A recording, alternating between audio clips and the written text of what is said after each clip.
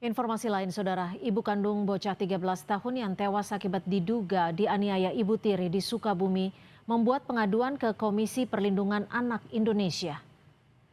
Lisnawati membuat pengaduan didampingi sejumlah kuasa hukumnya. Pengaduan dibuat untuk mencari keadilan dan titik terang atas penyebab kematian anaknya yang meninggal dengan luka di tubuhnya. Lisna bilang tahu kondisi anaknya dari ayahnya. Lisnawati mengaku terakhir bertemu anaknya saat berusia 7 tahun. Makasih. Ya. Ini bukan hanya sekedar persoalan hukum, tapi ini tragedi kemanusiaan seorang ibu yang kehilangan anaknya. Makanya kita melaporkan hari ini ke KPI untuk minta pendampingan.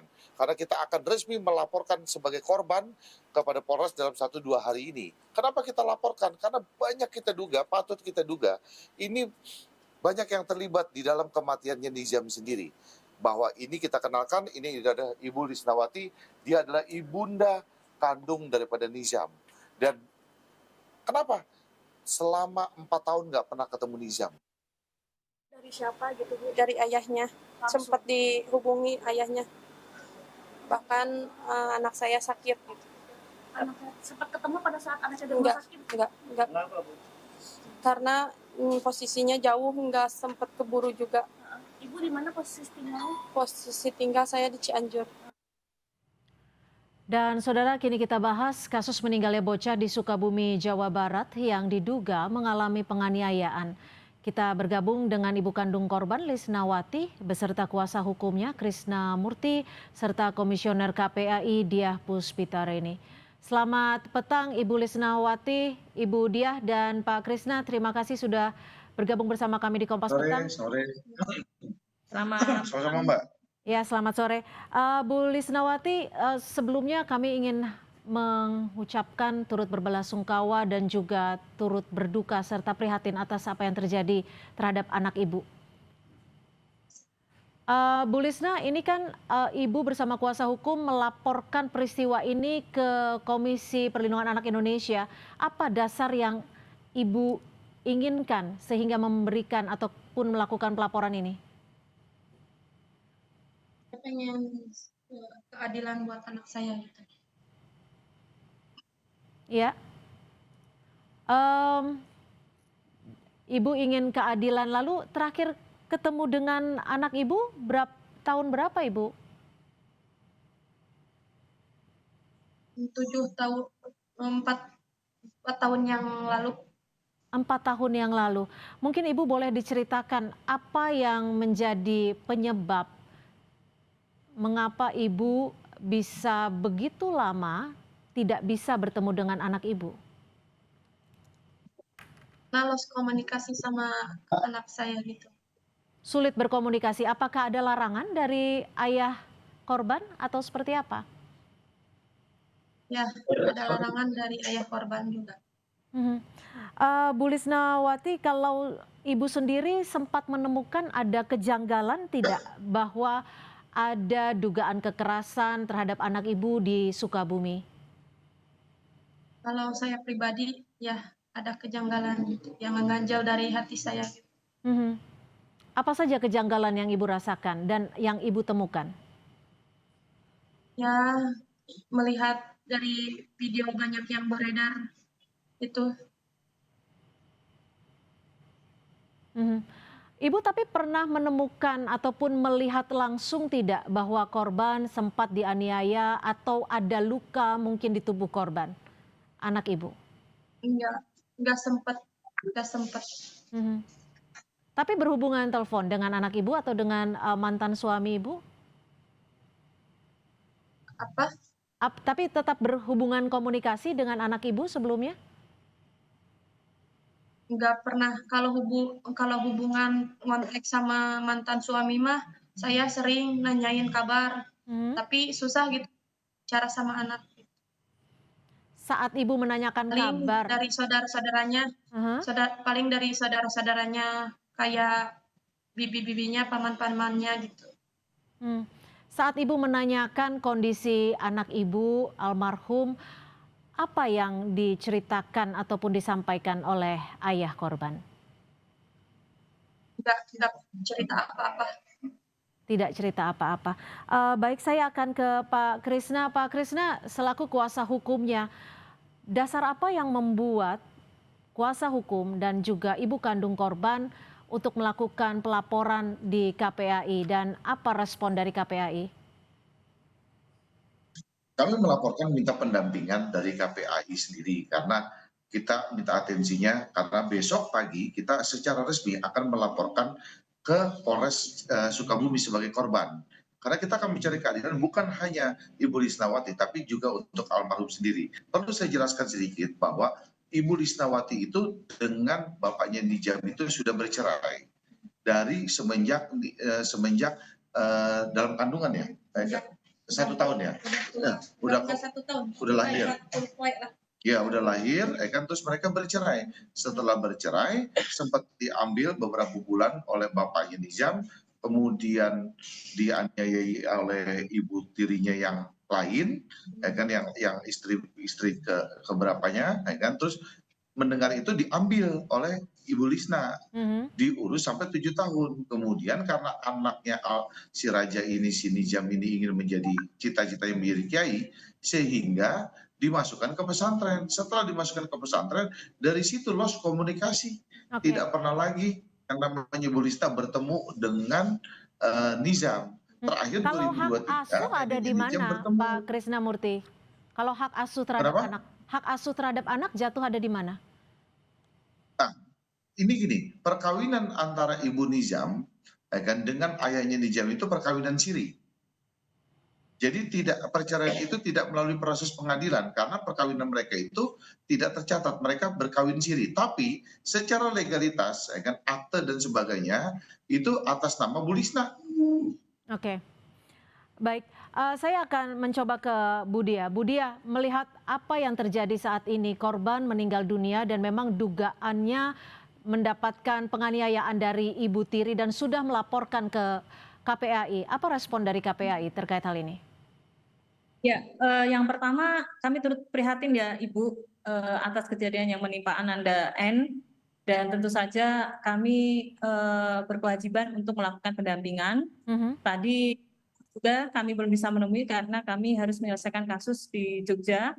Tapi besok semoga kita bisa atur waktu untuk bertemu begitu karena besok sudah kembali ke Jakarta.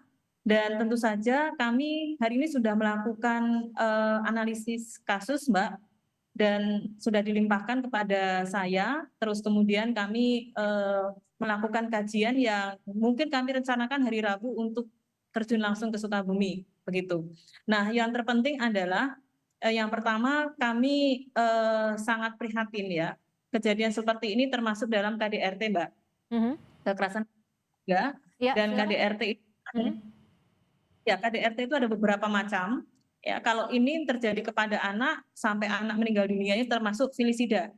Ya, kategori pembunuhan yang dilakukan oleh orang terdekat. Ya, dan ya tentu saja kami harus memperjuangkan hak anak ya yang meninggal dengan tidak wajar agar mendapatkan kejelasan penyebab kematiannya. Sehingga ini tidak terjadi dan jangan sampai anak yang menjadi korban ini nantinya mendapat stigma yang negatif. Begitu, Mbak. Oke, Pak Krisna, Anda besok memastikan akan melakukan laporan ke Polres Sukabumi. Apakah menurut kacamata Anda melaporkan hal ini kembali ke Sukabumi karena ada indikasi proses hukumnya tidak berjalan dengan baik atau seperti apa? Bukankah kasus ini memang sudah ditangani? Proses hukumnya berjalan cukup baik, Mbak. Artinya bahwa sudah dari lidik sudah meningkat menjadi sidik. Artinya sudah ada bukti, 2 alat bukti permulaan. Kita sedang menunggu hasil visum dan otopsinya. Nah, kan kita bisa melihat dari berita-berita yang beredar bahwa 1 tahun yang lalu kan pernah dilaporkan ibu tirinya ini pernah dilaporkan di Polres. Lalu kemudian mereka ada mediasi sehingga dicabut. Nah, justru di sini kan petunjuk kami bahwa kan terjadi penganiayaan itu dari mulai 1 tahun yang lalu kan itu dilaporkan. Artinya bahwa kita tidak menuduh pihak siapapun. Makanya karena kami juga baru terima kuasa tadi pagi jam 7 pagi tadi, kita terima kuasa bersama-sama dengan Ibu Mira dengan tim semua. Kita sekarang sedang mengumpulkan bukti karena kita banyak video-video yang kita dapat sebelum kematian itu. Bahkan cerita-cerita saksi sedang kita kumpulkan bukti-bukti. Artinya bahwa apakah ada pihak-pihak yang sudah tahu kejadian ini melakukan pembiaran. Video-video ini didapat dari mana, Pak Krisna? Kita dapat beberapa video dari berbagai sumber yang kita dapatkan kejadian sebelum Nijam tuh kemarin dibawa ke rumah sakit. Jadi Oke. kita dapat tuh video-video itu, gitu loh. Nah, Nah, jadi patut diduga kan ada pihak-pihak yang terkait di sini. Apakah secara bersama-sama ataukah kan dia melakukan pembiaran ataukah dia melakukan penelantaran. Nah, kita akan kaji sampai malam ini. Jadi besok yang akan Oke. kita laporkan secara berapa orang, Ya. baru kita akan putuskan besok pagi. Bu Lisnawati sendiri pernah tidak melihat ataupun mendapatkan video ini? Dan mungkin terakhir apa yang Ibu Lisna harapkan terkait dengan proses hukum dan upaya hukum yang saat ini sedang berjalan? Ya, pengen cepat diproses secara. Bagaimana Ibu? Kurang jelas suaranya? Pengen secepatnya diproses Biar terungkap cepat. Kalau dari Ibu Lisnawati, dugaannya seperti apa Bu yang terjadi di rumah mantan suami Ibu dan juga Ibu sambung dari almarhum? Sempat pas di pemakaman lihat ada darah di pas jenazah almarhum juga. Tapi Ibu pernah melihat ataupun menumpukan bekas luka almarhum? Ada menemukan bekas luka almarhum atau tidak? Enggak lihat. Enggak, karena kan setelah 4 tahun ketemu tuh dia Ya, jadi jenazah. karena cukup lama waktu tidak bertemu dengan almarhum ya. Baik, saya ke KPAI Bu Diah, kalau apa yang terjadi saat ini, respon cepat apa, langkah konkret apa yang setidaknya bisa dilakukan KPAI untuk mengawal kasus meninggalnya dugaan penganiayaan oleh Ibu Tiri? Sebenarnya sejak kami mendapatkan informasi 2 hari yang lalu, Mbak, kami langsung berkoordinasi dengan Polres, kemudian juga kami berkoordinasi dengan UPTD PPA setempat ya. Dalam artian anak ini kan anak yang mendapatkan perlindungan khusus, ya. Kemudian kami harus memastikan sesuai dengan amanat Undang-Undang Perlindungan Anak Pasal 59A bahwa prosesnya itu harus cepat. Harus cepat di sini adalah proses dari mulai pelaporan, terus penyelidikan dan lain sebagainya. Dan kami juga koordinasi terkait dengan tuntutan. Bahkan sudah sampai kami mintakan bahwa tuntutannya itu tidak hanya pelanggaran Undang-Undang Perlindungan Anak, tetapi tentunya bisa juga dilapiskan dengan Undang-Undang PKDRT, penghapusan kekerasan dalam rumah tangga. Dan alat bukti video itu sebenarnya sudah bisa dijadikan bukti ya Pak ya, Bapak Kuasa. Video itu sebenarnya sudah bisa dijadikan alat bukti. Mau bukti apa lagi, ya kan? Oke, visum itu juga bisa. Memang kalau membutuhkan otopsi, hasil otopsi itu paling tidak kan 2 minggu, Mbak. Tetapi visum aja.